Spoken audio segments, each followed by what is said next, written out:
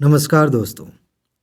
जो good news मैं आपको देने जा रहा हूँ उसका मैक्सिमम लाभ लेने के लिए, उसके आधार पर अपनी तैयारी को बिल्कुल आसान बनाने के लिए और जल्दी से सफल होने के लिए आपको अभी एक काम करना पड़ेगा।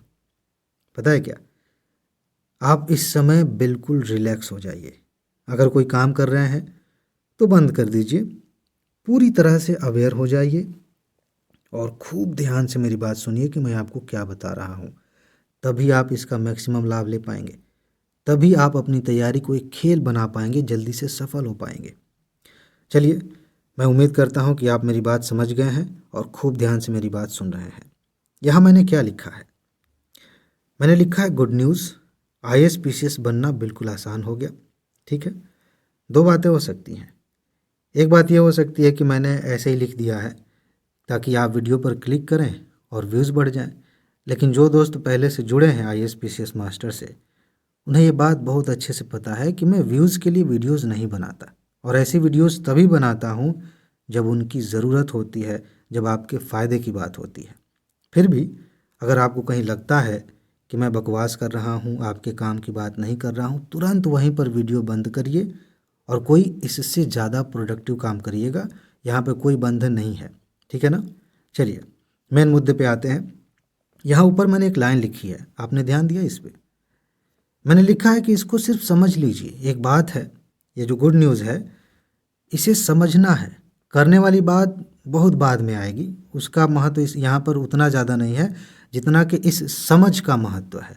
जब समझ लेंगे बात को तभी सारी चीज़ें क्लियर होंगी, तभी आप अच्छे से काम भी कर पाएंगे। एक बात है, बहुत बड़ी बात है, मैं ये नहीं कह रहा हूँ कि छोटी सी बात है, बहुत बड़ी बात है, लेकिन उसे समझना बहुत आसान है। अगर एक बार आपने उसे समझ लिया तो आपको तैयारी में इतना ज़्यादा मज़ा आएगा, इतना मज़ा आएगा कि आप अभी कल्पना भी नहीं कर सकते। और जो तैयारी आसान होगी वो तो आप अभी सोच भी नहीं सकते कि आपकी तैयारी कितनी ज़्यादा आसान हो जाएगी। तो सीधे मुद्दे पे आते हैं। मैं पेज चेंज कर रहा हूँ। यहाँ आपको सिर्फ सफ़ेद स्क्रीन दिखेगी और कुछ नहीं दिखेगा। ऐसा मैं क्यों कर रहा हूँ? क्योंकि अगर मैंने यहाँ पर कुछ लिखना शुरू किया, कोई चित्र बनाना मतलब दिखाना शुरू किया, कोई क्लिप दिखाना शुरू किया, तो आपका ध्यान भंग हो जाएगा। आप ध्यान से मेरी बात समझ नहीं पाएंगे, आपका दिमाग उन चीज़ों पर चलने लगेगा। अभी मैं जो बता रहा हूँ उस पर आपका दिमाग चले, आपकी खुद की अपनी कल्पना शक्ति जागृत हो। इसकी बड़ी ज़रूरत है सिविल सर्विसेज की तैयारी में। इसके लिए ज़रूरी है कि यहाँ पर मैं कुछ ना दिखाऊं। आप चाहे तो आंखें बंद कर लें या फिर देखते रहें स्क्रीन पर, कुछ दिखने वाला तो है नहीं। मेरी आवाज़ सुनिए और इस चीज़ को समझिए कि मैं क्या कह रहा हूँ। बात ऐसी है कि मैंने आपको कह दिया कि बहुत आसान हो गया है आईएएस पीसीएस बनना। मैं किस आधार पर कह रहा हूँ? ऐसी कौन सी बात है जिसके आधार पर मैं कह रहा हूँ कि ये गुड न्यूज़ है और बहुत आसान हो गया है? मुझे पता है कि ये बात सुनते ही आप आक्रोशित हो सकते हैं कि सब लोग कह रहे हैं कि कठिन से कठिन होता जा रहा है और आप कह रहे हैं आसान हो गया। पहले कमेंट करेंगे फिर बात सुनेंगे, ऐसा नहीं। अगर ऐसा ख्याल आ रहा है तो थोड़ी देर रुक जाइए, अभी आपको बात समझ में आ जाएगी कि मैं ऐसा क्यों कह रहा हूँ। इसे समझाने के लिए मैं एक उदाहरण ले रहा हूँ। खूब ध्यान से समझिए, आपको बहुत मज़ा आएगा, ठीक है? और अगर आपने इस उदाहरण को समझ लिया तो मेरी बाकी बातें समझने में दिक्कत नहीं होने वाली है। तो कल्पना करिए कि एक रेस हो रही है, दौड़ हो रही है, ठीक है? ये 100 मीटर वाली रेस नहीं है, मैराथन है। इसकी तुलना आप यूपीएससी के एग्ज़ाम से, पीसीएस के एग्ज़ाम से कर लीजिए, ठीक? रेस में कुछ लोग ऐसे होंगे, दो चार लोग, पांच लोग ऐसे होंगे जिन्हें अनुशासन पता है, उन्हें सब कुछ पता है और उस पर काम भी करते हैं। वो निकल जाएंगे आराम से। यहाँ ऐसा कोई विनर नहीं होने वाला है कि सिर्फ एक आदमी जीतेगा। मान लेते हैं 1000 लोग दौड़ रहे हैं, 100 लोग जीतेंगे, ठीक है? हम एग्ज़ाम से उसकी तुलना कर रहे हैं ना, इसलिए ऐसा कह रहा हूँ, ठीक? तो जो अपवाद हैं उनकी बात हम छोड़ देते हैं। जो बच गए, मान लेते हैं कि 5 लोग अपवाद हैं, 100 लोग हमें चाहिए, 95 लोग और चाहिए। एग्ज़ाम ऐसे ही ख़त्म नहीं होगा, हमें 100 लोग चाहिए, यानी कि यूपीएससी को 100 लोग चाहिए। तो 100 आएंगे, आगे पीछे होते हुए 100 लोग आएंगे, उसके बाद कोई आएगा तो उसे रोक दिया जाएगा। 100 लोगों की ज़रूरत है, रेस चल रही है। अब क्या है कि जो लोग आगे निकल गए हैं, दो चार लोग, उनको तो छोड़ देते हैं। ज़्यादातर लोग जो दौड़ रहे हैं ना, उनके पैर में प्रॉब्लम हो गई है और आप भी उसी में शामिल हैं। इसे अपने ईगो पर मत लीजिएगा कि आपने मुझे इसमें कैसे शामिल कर दिया, मैं तो स्पेशल हूँ, मैं तो इतनी मेहनत करता हूँ। ठीक है, आप करते हैं, आप अंदर से जो हैं वो हैं ही, मैं तो जानता नहीं हूँ। कल्पना कर लीजिए थोड़ी देर के लिए, बुरा मानने वाली बात नहीं है, ठीक है। मान लीजिए कि आपको भी पैर में प्रॉब्लम हो गई, यहीं पर गुड न्यूज़ है, यही मैं बताने वाला हूँ आपको। पैर में प्रॉब्लम हो चुकी है और सब लोग धीरे धीरे करके लंगड़ाते हुए आगे बढ़ रहे हैं। कमाल की बात है कि ये लंगड़ाते हुए भी आगे बढ़ेंगे तब भी इनमें से 95 लोग सेलेक्ट होंगे। 5 लोग आगे बढ़ गए हैं, 95 लोग इन लंगड़ाते हुए लोगों में से भी आगे बढ़ेंगे और जो सबसे थोड़ा तेज लंगड़ाएगा वो आगे पहुंच जाएगा, वो आईएएस बन जाएगा, ठीक है। आगे सब लोग बढ़ रहे हैं। अब यहाँ पर धीरे से मैं आपके कान में एक बात कहता हूँ, मैं हूँ या फिर कोई और है या फिर आप ही को ये चीज़ पता चल जाती है। मैं आपको ये बता रहा हूँ कि रास्ते के किनारे वो जो बोतल दिख रहा है ना, उसमें एक दवाई है और जब उस दवाई को आप अपने पैर पर लगा लेंगे तो आपके पैर का दर्द ठीक हो जाएगा। अगर पैर फट रहा है दर्द के मारे, मोच आ गई है, जो भी हुआ है पैर में, जो भी प्रॉब्लम है वो ठीक हो जाएगी। और पैर ठीक हो गया तो क्या ही बात है, बाकी लोग लंगड़ा रहे हैं, हम ठीक हैं, आराम से टहलते हुए भी चलेंगे तो भी मैराथन में पहुंच जाएंगे आगे। यही गुड न्यूज़ है, यही समझना है। और आज इस सिनेरियो में 2023, 24, 25 जब भी आप एग्ज़ाम देने वाले हैं, यही हो रहा है। मैंने 23, 24, 25 कहा, 26 भी कह सकता हूँ, आगे भी जैसे जैसे चीज़ें आगे बढ़ने वाली हैं, इन लंगड़ा के चलने वालों की संख्या बहुत अधिक बढ़ने वाली है। अब आप में से कुछ दोस्त समझ चुके हैं और ज़्यादातर दोस्त ये कह रहे हैं कि भाई कितना घुमा फिरा के बात करते हो, पॉइंट पे आओ ना। अब आ रहा हूँ पॉइंट पे। वो बताना इसलिए ज़रूरी था ताकि आप मेरी बात को अच्छे से समझ सकें।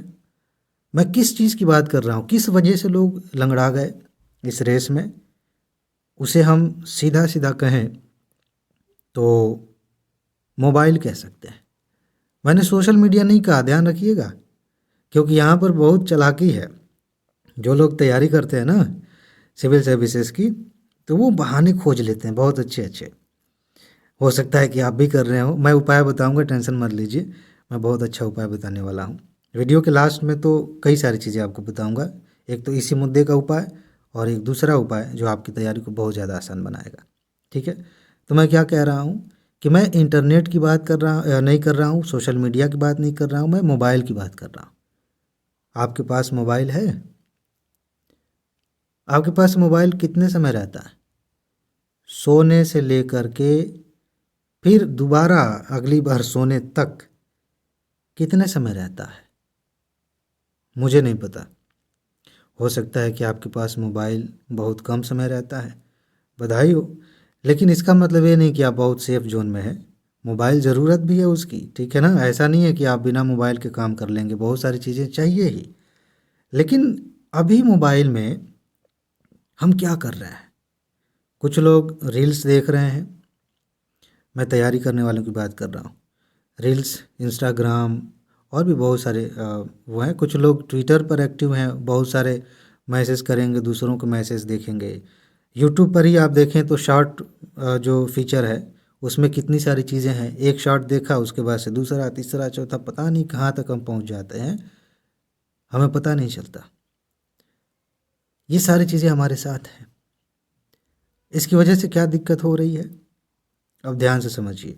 ये जो कुछ भी बनाया गया है ना, ये लोगों को गुलाम बनाने के लिए बनाया गया। गुलाम किस सेंस में? इस सेंस में कि अपना प्रोडक्ट, अपनी चीज़ें लोगों को बेची जा सकें, और जब तक लोग गुलाम रहेंगे तो आंखें बंद करके उनको कंज्यूम करेंगे। इस पर मैं नहीं जाता, इस पर कभी बाद में बात करेंगे। लेकिन आप और आप जैसे बहुत सारे लोग किसी न किसी मात्रा में इसके गुलाम बन चुके हैं।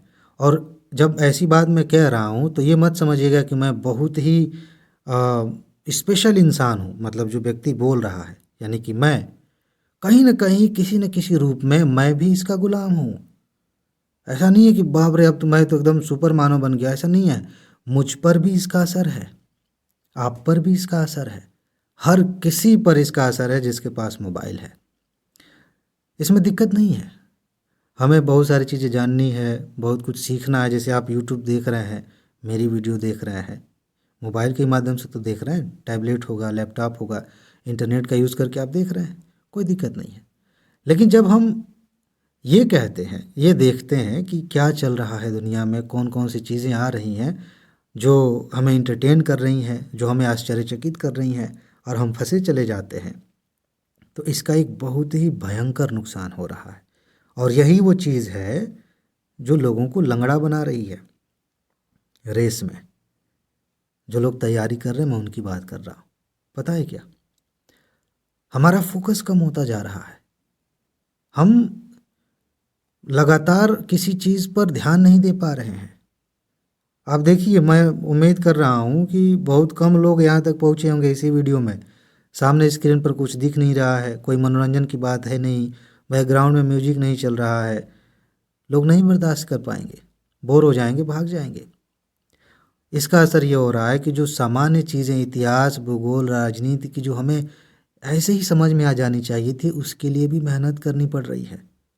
और समझना तो एक बात है, अगर एग्ज़ाम क्वालिफाई करना है, चाहे प्री दे रहे हैं, चाहे मेंस दे रहे हैं, तो सबसे बड़ी बात यह होती है कि आपके दिमाग में कुछ चीज़ें स्टोर होनी चाहिए। आपके पास कुछ ज्ञान होना चाहिए जिसे आप डिलीवर कर सकें। प्री में क्वेश्चन देखे और सिर्फ इतना ही समझ में आ रहा कि कहीं तो पढ़े हैं, रिवीजन किए नहीं, चीज़ों को याद किए नहीं, क्या कर लेंगे। मेंस का प्रश्न देख रहे हैं, कुछ लिखने की ज़रूरत है, दिमाग में कुछ है ही नहीं, क्या लिख लेंगे। और दिमाग में कुछ क्यों नहीं है, इसका कारण ये है कि हम दिमाग में बहुत सारी चीज़ें अनावश्यक भर रहे हैं। 5 मिनट पढ़ाई किए, 1 घंटा वीडियो देखा, जो पढ़ा था वो गायब हो गया, पता नहीं कहाँ गया। 2 घंटे वीडियो देखा, 4 दिन तक हम 4 दिन तो नहीं कहना चाहिए, 4 घंटे तक हमने रेस्ट किया। 2 घंटे पढ़ाई की, 4 घंटे रेस्ट किया। ऐसे ही चल रहा है। जो पढ़ रहे हैं वो भी दूषित कर रहे हैं, जब नहीं पढ़ रहे हैं तब तो नहीं पढ़ रहे हैं, कोई बात नहीं, लेकिन जब पढ़ लिया तब भी हम इन चीज़ों को दूषित कर रहे हैं, अपनी मेमोरी को दूषित कर रहे हैं। कोई भी चीज़ अच्छे से सेव नहीं हो पा रही है तो कैसे सफल होंगे? आप खुद सोचिए, कैसे सफल होंगे?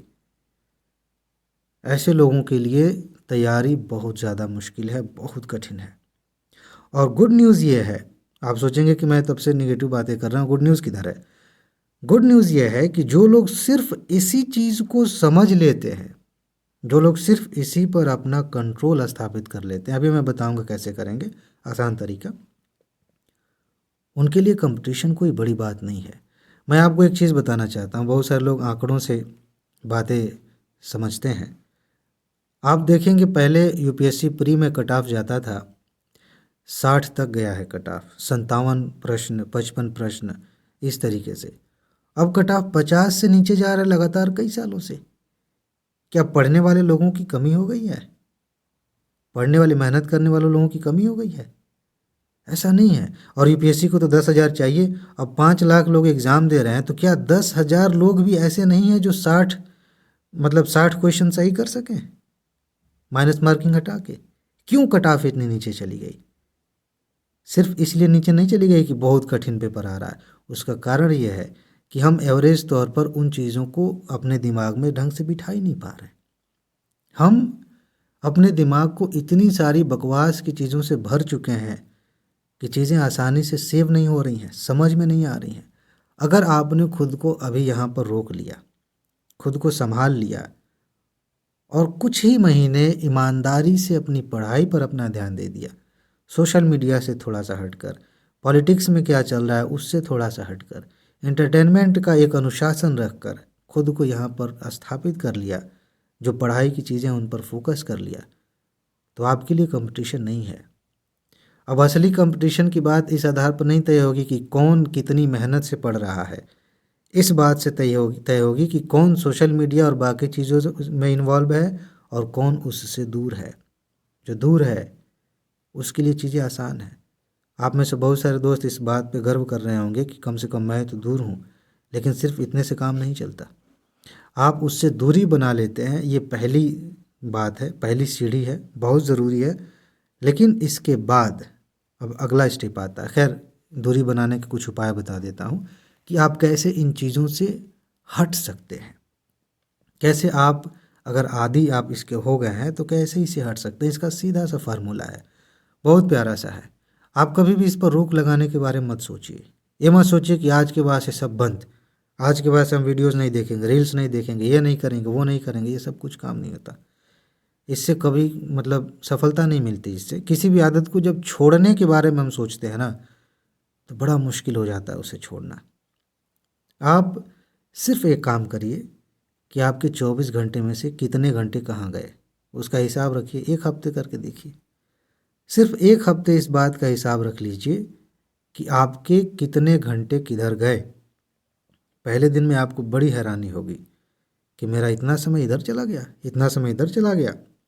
धीरे धीरे धीरे धीरे जब आप इसको देखने लगेंगे तो अंदर से खुद आवाज़ आएगी। अगर आप सही में तैयारी करना चाहते हैं तो अंदर से आवाज़ आएगी कि कुछ तो गड़बड़ हो रहा है।